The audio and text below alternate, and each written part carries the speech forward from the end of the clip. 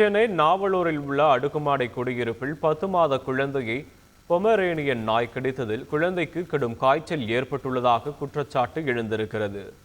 Chennai OMR சாலையில் உள்ள நாவலூர் பகுதியில் அடுக்குமாடி குடியிருப்பைச் சேர்ந்தவர் கிரிஷ். மின் பொறியாளரான இவர் கடந்த சனிக்கிழமை தனது 10 மாத ஆண் குழந்தையை குடியிருப்பு வளாக பூங்கா பகுதியில் விளையாட வைத்துள்ளார். அப்போது அதே குடியிருப்பில் வசிக்கும் கனடா குடியுரிமை பெற்ற வேலாயுதம் என்பவர் தன்னுடைய பொமரேனியன் ரக நாயை நடைபயிற்சிக்கு அழைத்து சென்றுள்ளார்.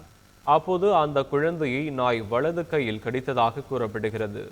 இதனால் பதறிப்போன கிரிஷ் நாய்க்கு தடுப்பூசி போட்ட விபரங்களை கேட்டுள்ளார். ஆனால் நாய் உரிமையாளர் விபரங்களை தர மறுத்து வாக்குவாதத்தில் ஈடுபட்டதாக தெரிகிறது. இதனிடையே நாய்க்கடியால் பாதிக்கப்பட்ட குழந்தைக்கு தடுப்பூசி போட்டாலும் கடந்த 2 நாட்களாக குழந்தைக்கு கடுமையான காய்ச்சல் ஏற்பட்டுள்ளது.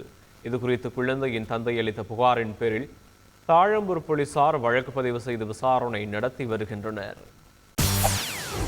செய்திகளை உடனுக்குடன் தெரிந்து கொள்ள உடனே சப்ஸ்கிரைப் பண்ணுங்க.